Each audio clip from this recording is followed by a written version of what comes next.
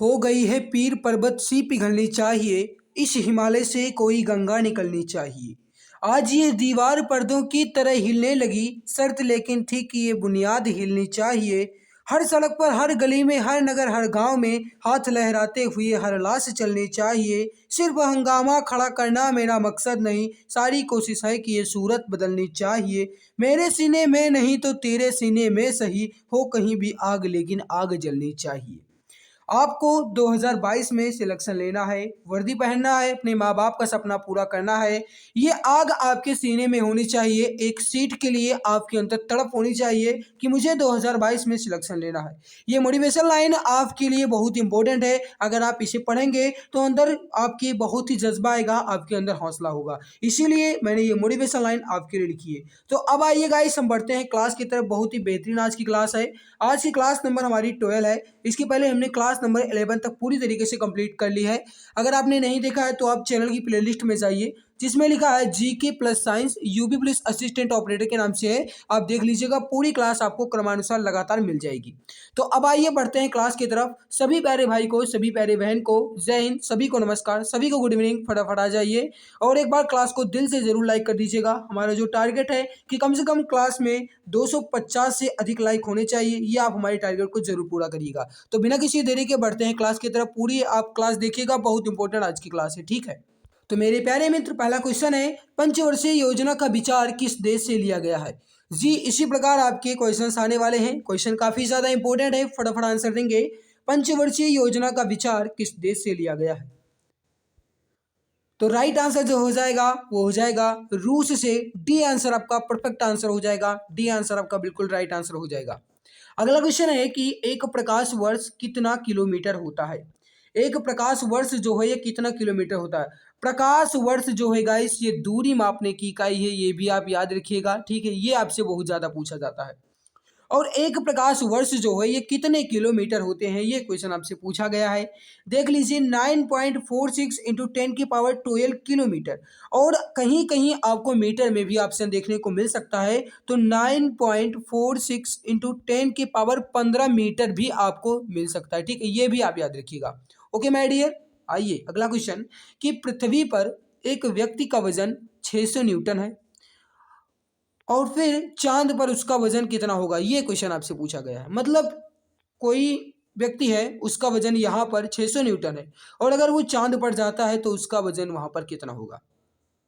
आपको ये भी पता होगा कि पृथ्वी पर वजन जो होता है वो जा करके चंद्रमा पर 1/6 हो जाता है। तो 600 न्यूटन है ना, और ये जब चंद्रमा पे जाएगा तो 1/6 यानी कि 600 को हम 6 से यहाँ पर कर देंगे भाग, तो हो जाएगा 600 यानी कि 100 न्यूटन। बिल्कुल करेक्ट आंसर होगा। कहने का मतलब है ए आंसर आपका यहाँ पर परफेक्ट आंसर हो जाएगा।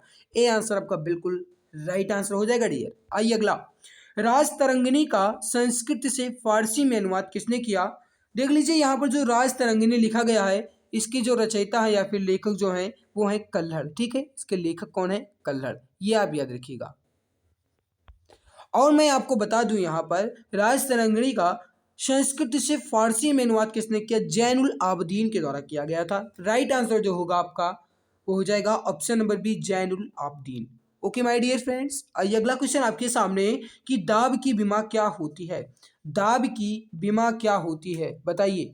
आपको पता होगा कि दाब के जो मात्रक होता है वो होता है न्यूटन प्रति मीटर स्क्वायर। बताइए इसका आंसर क्या होगा?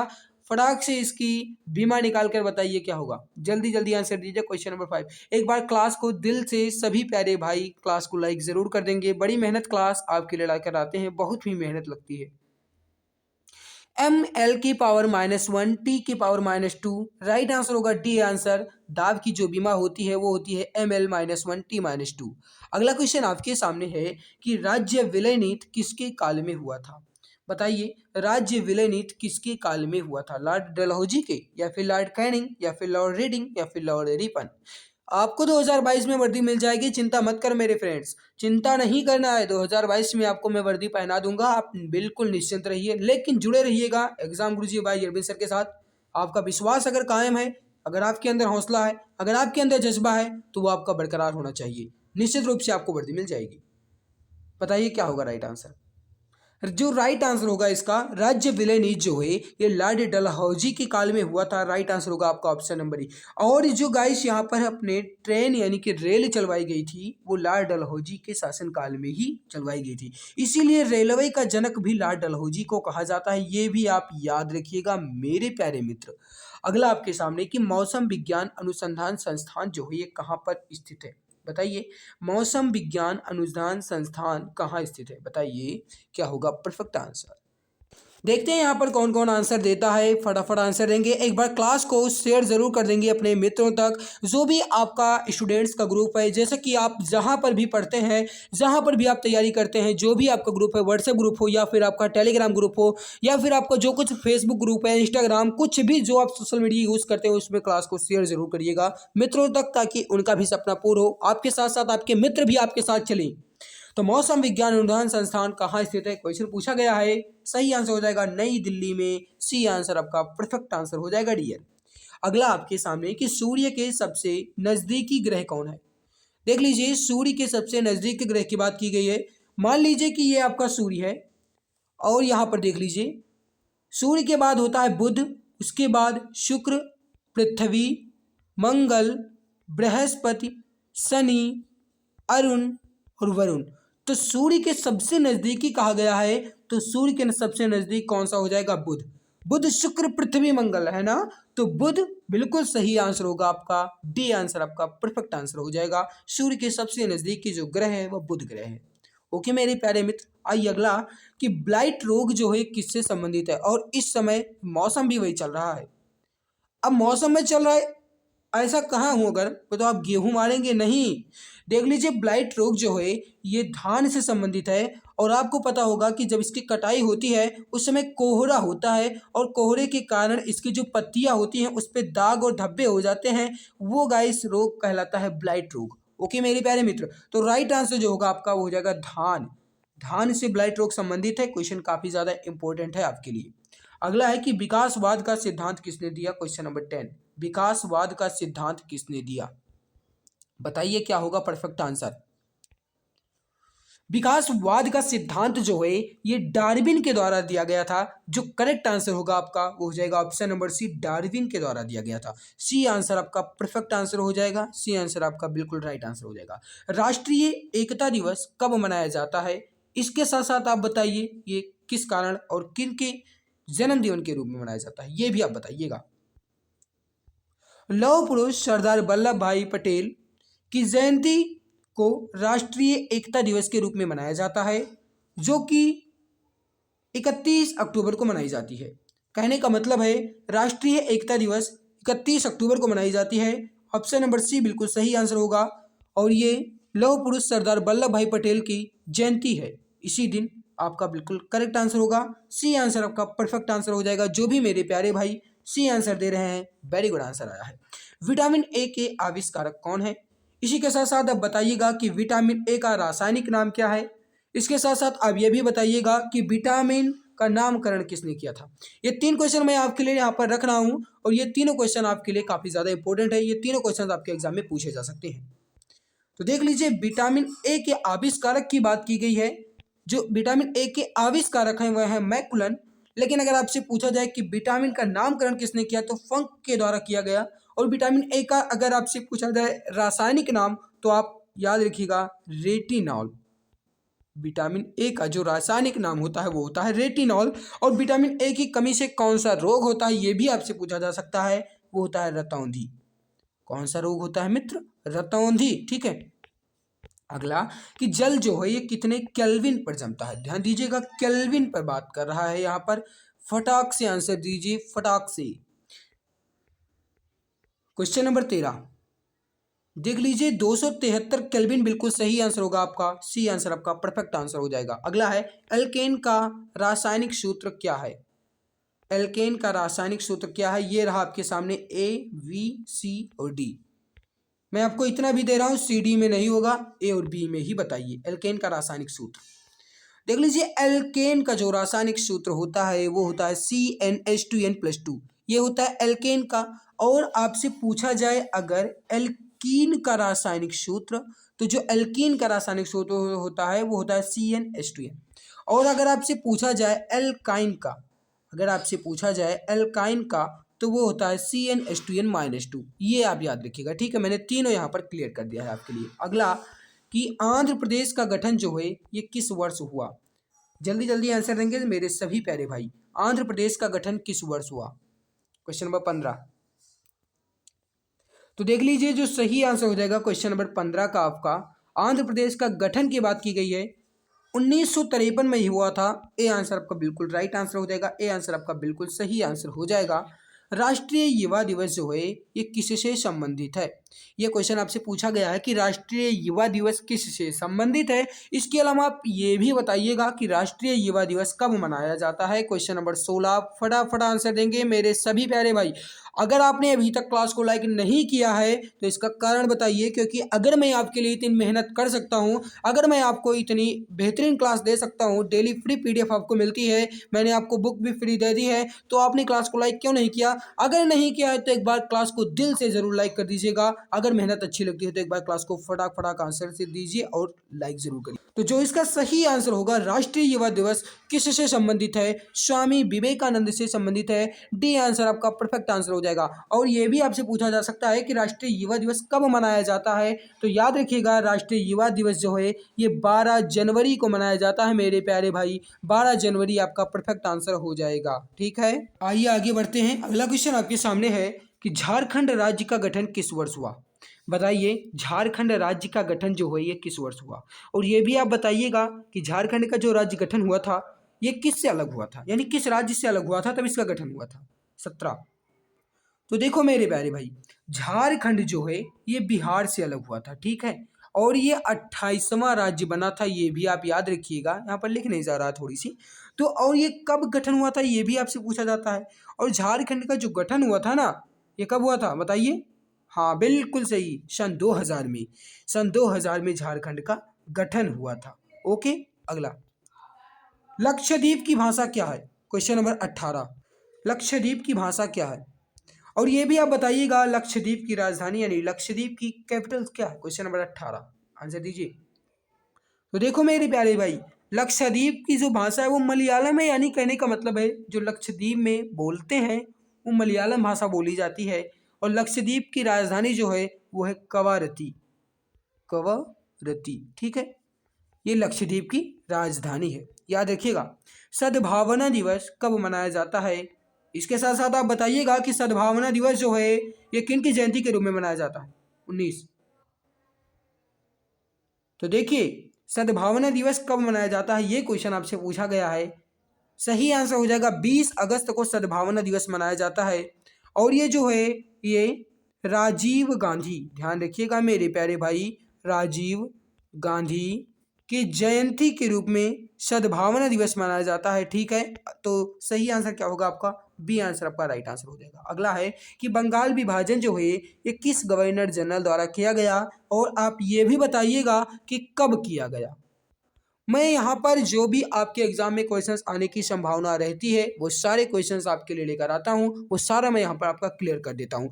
इस बार असिस्टेंट ऑपरेटर में आपको सिलेक्शन लेना है, एक सीट आपको पक्की करनी है, निश्चिंत रहिए, मैं आपको वर्दी दिलाऊंगा, आप निश्चिंत रहिए, ठीक है। लेकिन जुड़े रहना एग्जाम गुरुजी भाई अरबी सर के साथ। हाँ मेरे प्यारे भाई, मैं आपको ये भी बता दूँ कि इसकी जो PDF है ना वो हमारे टेलीग्राम पर मिलेगी। आप टेलीग्राम पर जाइए, वहाँ पर सर्च कर लीजिएगा exam Guruji by Arvind sir. और आपको ये भी बता दें कि आप सीधे जो यूट्यूब चैनल का नेम है अपने प्यारे वही आप सर्च कर लेना। तो देखिए बंगाल विभाजन जो है ये किस गवर्नर के द्वारा किया गया था? राइट आंसर हो जाएगा आपका लॉर्ड कर्जन के द्वारा। कब किया गया था? 1905 में, ये भी आप याद रखिएगा। तो हमारा यहाँ पर यह कंप्लीट होता है। और मैं आपको बता दूँ हिंदी आपकी रोज़ शाम 6 बजे होती है, GK प्लस साइंस आपको रोज़ शाम 7:30 बजे मिलता है, रीजनिंग मैथ भी आपको मिलती है। हालांकि अभी इसकी टाइमिंग फिक्स नहीं है लेकिन जल्द आपकी टाइमिंग भी फिक्स कर दी जाएगी। जीत की खातिर जुनून चाहिए, जिसमें उबाल हो ऐसा खून चाहिए, ये आसमान भी आएगा ज़मीन पर, बस इरादों में जीत की गूंज चाहिए। फ्री PDF टेलीग्राम पर मिलेगी, आप टेलीग्राम पर एग्जाम गुरुजी भाई ये सर्च कर लीजिएगा, आपको मिल जाएगा। विद आंसर के साथ आपको PDF दी जाती है, आप बिल्कुल निश्चिंत रहिए। तो अब आइए बढ़ते हैं फिजिक्स क्वेश्चन की तरफ, लेकिन उससे पहले एक मोटिवेशन हो जाए। भले ही मैं गरीब में पैदा हुआ हूँ पर मेरे माता पिता बुढ़ापे में अमीर होने चाहिए, ये मेरी जिम्मेदारी है। देखिए आपको ये भी पता होगा कि मेरा जन्म अगर गरीबी में हुआ तो इसमें मेरी गलती नहीं है, लेकिन अगर मैं गरीबी में ही मर जाऊं तो ये मेरी सबसे बड़ी गलती है। कहने का मतलब है आप अपने जीवन में संघर्ष कीजिए, अपने सपने को पूरा कीजिए, क्योंकि आपको भी पता है कि अगर आप मेहनत करेंगे तो आपको सफलता मिलेगी और मेहनत करने वालों की कभी हार नहीं होती है। ये आप ध्यान रखिएगा कि 2022 में मुझे सिलेक्शन लेना है, वर्दी पहनना है, अपने माँ बाप का सपना पूरा करना है, ताकि कोई कहे कि हाँ उनका बेटा आज सिपाही है, उनका बेटा आज इतने बड़े पद पर पहुंच गया है। तो आप ये दिमाग में रखिएगा और आगे बढ़िएगा। निश्चित रूप से मैं आपके दावे के साथ कह सकता हूँ कि आपको सिलेक्शन मिलेगा। अगर मैं आपके लिए मेहनत कर रहा हूँ तो आप ये ध्यान रखिएगा, अगर एग्जाम गुरुजी भाई रमेश सर के साथ आपके साथ खड़े हैं तो निश्चित रूप से आपको सिलेक्शन मिलेगा। आप ये दिमाग में रखिएगा मेरे प्यारे भाई। तो अब आइए बढ़ते हैं फिजिक्स क्वेश्चन की तरफ, क्योंकि आपको भी पता है कि इसमें असिस्टेंट ऑपरेटर में फिजिक्स क्वेश्चन भी आएंगे। ज्योति तीव्रता का मात्रक क्या है? देखिए, मात्रक से संबंधित एक ना एक क्वेश्चन आपके हर एक एग्जाम में पूछे जाते हैं, तो आप याद रखिएगा मात्रक से संबंधित एक ना एक क्वेश्चन जरूर आता है। ज्योति तीव्रता का मात्रक पूछा गया है, बताइए। कैंडेला जो होता है ये ज्योति तीव्रता का मात्रक होता है। बी आंसर आपका बिल्कुल राइट आंसर हो जाएगा, बी आंसर आपका परफेक्ट आंसर हो जाएगा। अगला क्वेश्चन है कि ज्योति तीव्रता, वही थोड़ा रिपीटेड है। अगला है कि मात्रकों की अंतरराष्ट्रीय पद्धति जो है ये कब लागू की गई? अगर मैं आपसे बार बार कहना उचित नहीं समझता हूं तो आप कृपया क्लास को लाइक नहीं करेंगे। नहीं मेरे प्यारे भाई, ऐसा ना करो। अगर मैं आपके लिए मेहनत करता हूं तो हमारे दिल को, हमारे मन को ठेस मत पहुंचाओ। कृपया क्लास को कम से कम 250 लाइक से अधिक होने चाहिए। अगर मैं आपके लिए मेहनत करता हूं, देखिए आपका एक लाइक जो होता है ये हमारे लिए गाइस बहुत बड़ा मोटिवेशन का काम करता है। तो जितना हो सके उतना क्लास को लाइक करिए। एक बार क्लास को दिल से सभी प्यारे भाई लाइक कर देंगे, सभी प्यारे बहन एक बार क्लास को दिल से लाइक कर देंगे। जो भी हमारे प्यारे भाई बहन है सभी एक बार क्लास को दिल से लाइक जरूर कर देंगे, फिर आगे बढ़ेंगे हम। पहले क्लास को लाइक कर दीजिएगा सभी लोग। मात्रकों की अंतरराष्ट्रीय पद्धति कब लागू हुई? ये क्वेश्चन आपसे पूछा गया है। सही आंसर हो जाएगा 1971 में। वी आंसर आपका बिल्कुल परफेक्ट आंसर हो जाएगा 1971 में। अगला आपके सामने है कि खाद्य ऊर्जा को हम किस इकाई में माप सकते हैं? खाद्य ऊर्जा को हम किस इकाई में माप सकते हैं, बताइए। देख लो यहाँ पर जो सही आंसर होगा, जूल तो बिल्कुल नहीं होगा, आपको भी पता है। कैलोरी यहाँ पर बिल्कुल सही आंसर हो जाएगा आपका। खाद्य ऊर्जा को हम कैलोरी में माप सकते हैं। और एक कैलोरी बराबर कितना होता है ये भी आपसे पूछा जा सकता है। तो एक कैलोरी जो होती है ये 4.2 यानी कि 4.2 जूल के बराबर होती है एक कैलोरी, याद रखिएगा। जो भी मैं अलग से बताता हूँ ये आपके एग्जाम में पूछे जा सकते हैं, इसलिए मैं आपको यहाँ पर बता रहा हूँ। विद्युत मात्रा की इकाई क्या है? ओम कि वोल्ट या फिर एम्पियर या फिर वोट, बताइए। वाट, बताइए फटाफट। विद्युत मात्रा की इकाई क्या है? हाँ बिल्कुल, ओम जो होता है ये विद्युत मात्रा नहीं, ये प्रतिरोध का मात्रक होता है। वोल्ट जो होता है ये विद्युत विभवांतर का मात्रक होता है। और एम्पियर जो है ये विद्युत धारा का मात्रक होता है। और वाट जो होता है ये शक्ति का मात्रक होता है। तो सही आंसर क्या हो जाएगा आपका? विद्युत मात्रा की इकाई पूछा गया है, एम्पियर बिल्कुल सही आंसर होगा। सी आंसर आपका बिल्कुल परफेक्ट आंसर हो जाएगा। अगला है कि एसआई पद्धति में लेंस की शक्ति की इकाई क्या है? लेंस की शक्ति की इकाई क्या है? वाट है, ऑप्टर है, डायोप्टर है, न्यूटन है? फटाफट आंसर देंगे।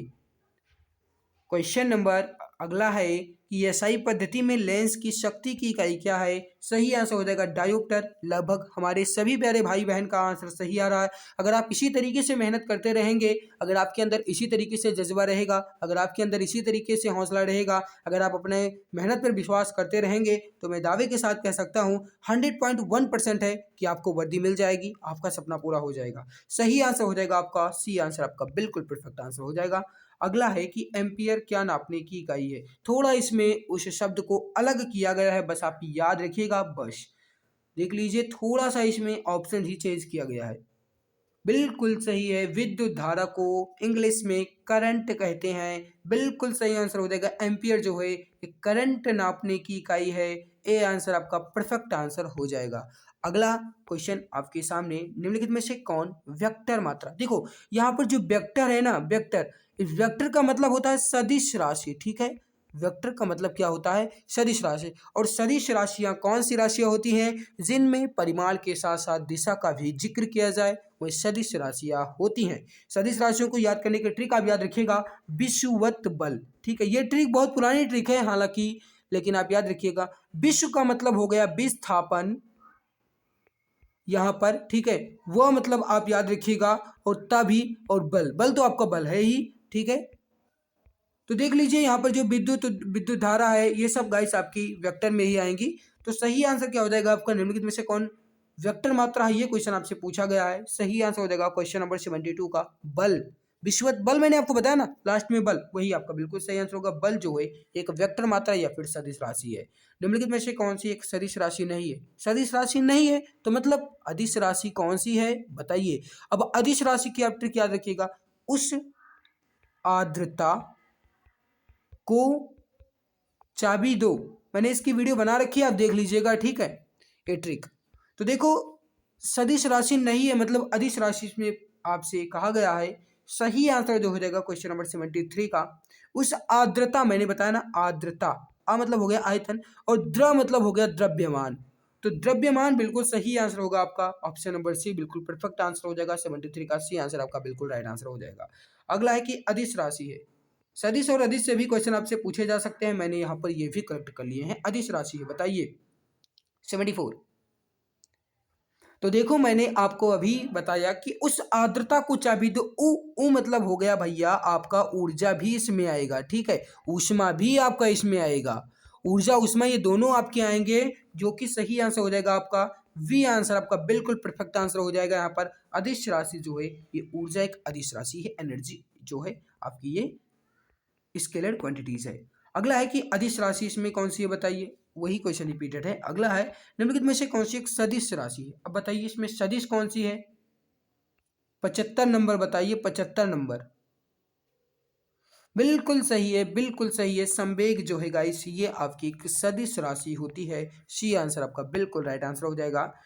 पदार्थ के संवेग और वेग के अनुपात से कौन सी भौतिक राशि प्राप्त की जाती है? संवेग और वेग के अनुपात से कौन सी भौतिक राशि प्राप्त की जाती है? सही आंसर क्या होगा, फटाफट आंसर देंगे।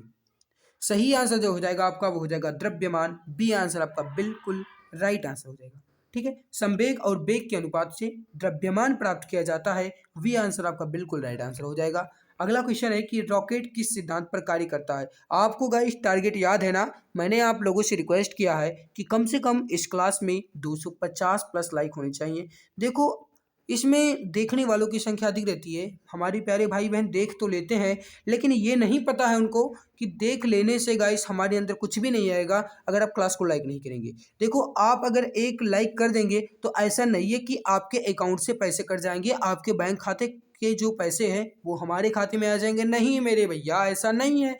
अगर आपको ऐसा लगता होगा तो आप मत करिए, लाइक करने में आपका एक भी पैसा नहीं जाएगा, आपसे अकाउंट से एक भी रुपए नहीं कटेंगे। तो कृपया क्लास को लाइक कर दो ना, एक बार फिर से आप लोगों से दिल से मैं रिक्वेस्ट कर रहा हूँ, क्लास को लाइक जरूर कर देना। रॉकेट किस सिद्धांत पर कार्य करता है? संवेग संरक्षण पर सिद्धांत पर कार्य करता है। सी आंसर आपका राइट आंसर हो जाएगा। और ये भी आपसे पूछा जा सकता है कि रॉकेट जो है ये न्यूटन के किस नियम पर कार्य करता है, ये भी आप याद रखिएगा। तो ये जो है गाइस ये न्यूटन के तृतीय गति के नियम पर कार्य करता है। और न्यूटन का तृतीय गति का नियम जो है ये क्रिया प्रतिक्रिया का नियम कहलाता है, यानी अगर आप किसी वस्तु पर धक्का देंगे तो वह वस्तु भी आप पर उतना ही धक्का देगी जितना आप उस वस्तु पर देंगे, ठीक है। अगला क्वेश्चन है कि गुरुत्वाकर्षण के सार्वभौमिक नियम का प्रतिपादन किसने किया? गुरुत्वाकर्षण के सार्वभौमिक नियम का प्रतिपादन किसने किया? Question number 78। सही आंसर हो जाएगा यहाँ पर क्वेश्चन नंबर 78 का, जो न्यूटन थे ये गाइस गुरुत्वाकर्षण के सार्वभौमिक नियम के प्रतिपादन थे। कहने का मतलब है बी आंसर आपका परफेक्ट आंसर होगा, न्यूटन बिल्कुल सही आंसर हो जाएगा। ओके अगला बताइए, पास्कल जो है ये इकाई है दाब की, वर्षा की, आर्द्रता की, तापमान की? बिल्कुल सही आपने दिया है, दाब की। पास्कल जो है ये दाब की इकाई होती है, ठीक है, दाब की याद रखिएगा। कैलकुलेटर के आविष्कारक कौन है ये भी आप बता दीजिए। कैलकुलेटर जिसे तुरंत गाइस हिसाब जोड़ने में कार्य करते हैं, कैलकुलेटर के आविष्कारक पास्कल हैं भैया, याद रखिएगा। ओके अगला, लेकिन नहीं जा रहा है यहाँ पर यार। क्वेश्चन अगला है कि क्यूसेक से क्या मापा जाता है बताइए, क्वेश्चन नंबर 80, क्यूसेक से क्या मापा जाता है? जल के प्रवाह की दर को क्यूसेक के द्वारा मापा जाता है। जल की बहाव, सही आंसर क्या होगा आपका? ए आंसर आपका बिल्कुल राइट आंसर होगा। जल का बहाव बिल्कुल सही आंसर होगा आपका। ए आंसर जो है ये बिल्कुल सही आंसर हो जाएगा। ठीक है, अगला आपके सामने है कि निम्नलिखित में से कौन सबसे अधिक प्रत्यास्थ है? प्रत्यास्थ इसमें सबसे अधिक कौन है? बताइए इसका आंसर क्या होगा। Question number 81। स्टील जो होता है ये सबसे अधिक प्रत्यास्थ है। डी आंसर आपका बिल्कुल राइट आंसर होगा। अगला, वह कौन सा बल है जिसके कारण पिंड है ये धरती के केंद्र की ओर खींचा चला जाता है? दिमाग लगाइए, आंसर दीजिए। देखो, बल की बात की गई है, द्रव्यमान नहीं होगा। आवेगी बल मतलब बल होता ही नहीं है, संवेग बिल्कुल नहीं होगा। सही आंसर क्या होगा आपका? हाँ, गुरुत्वाकर्षण जो है, जो ग्रेविटेशनल फोर्स होता है, इसी के कारण अगर पृथ्वी पर कोई भी पिंड रखा गया है तो वो पृथ्वी के केंद्र की ओर खींचा चला जाएगा। सी आंसर आपका बिल्कुल परफेक्ट आंसर हो जाएगा। सी आंसर आपका बिल्कुल राइट आंसर होगा। जो भी मेरे प्यारे भाई बहन सी आंसर दे रहे हैं बिल्कुल बेहतरीन आंसर दे रहे हैं। अगला आपके सामने है कि पृथ्वी के गुरुत्वाकर्षण का कितना भाग चंद्रमा की गुरुत्वाकर्षण के सबसे नजदीक है? ये जीके में क्वेश्चन था 600 न्यूटन वाला, ध्यान दीजिएगा, आंसर आइएगा आपके सामने आ जाएगा। मैंने आपसे बताया था कि अगर आपका वजन पृथ्वी पर 600 न्यूटन है तो चंद्रमा पर कितना हो जाएगा, ये क्वेश्चन आपसे पूछा गया था। तो आपने उसका आंसर बताया था 100 न्यूटन। तो देखो 600 न्यूटन का मैंने 1/6 किया था ना। सही आंसर क्या हो जाएगा आपका? सी आंसर 1/6 सबसे नजदीक होता है। आपका सही आंसर क्या हो जाएगा? सी आंसर आपका बिल्कुल राइट आंसर हो जाएगा। सी आंसर आपका बिल्कुल परफेक्ट आंसर हो जाएगा। अगला है कि आर्किमिडीज का नियम। अगला क्वेश्चन आपसे पूछा गया है कि आर्किमिडीज का नियम निम्नलिखित में से किससे संबंधित है? बताइए इसका आंसर क्या होगा मेरे प्यारे भाई, फटाफट आंसर दीजिए फटाफट।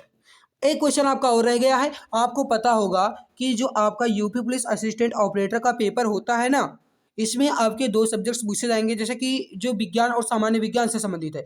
विज्ञान में आपके 20 और सामान्य विज्ञान से आपके 20, और सामान्य विज्ञान में केवल और केवल आपका फिजिक्स से संबंधित क्वेश्चन आएगा। तो आप याद रखिएगा, फिजिक्स ही आपको पढ़ना है, केमिस्ट्री बायोलॉजी से एक भी क्वेश्चन आपको नहीं पढ़ना है। ठीक है, तो आर्किमिडीज का नियम निम्नलिखित में से किससे संबंधित ये क्वेश्चन आपसे पूछा गया है? सही आंसर हो जाएगा 84 का प्लवन के नियम से। ठीक है, सी आंसर आपका बिल्कुल राइट आंसर हो जाएगा। सी आंसर आपका बिल्कुल परफेक्ट आंसर हो जाएगा। अगला है कि सयानता की इकाई है, ये लास्ट क्वेश्चन है। अगर आपने अभी तक क्लास को लाइक नहीं किया तो एक बार लाइक कर दीजिए। मैंने इतनी बार इसलिए लाइक किया है क्योंकि मैंने आज टारगेट रखा है कि देखते हैं हमारे टारगेट को हमारे प्यारे भाई बहन पूर्ण करते हैं या फिर नहीं, कि इस क्लास में लगभग 250 प्लस लाइक करते हैं या फिर नहीं। तो एक बार हमारे टारगेट को जरूर पूरा करिएगा। हम आपसे अपने इस टारगेट को आप सभी के इस उम्मीद पर रखते हैं।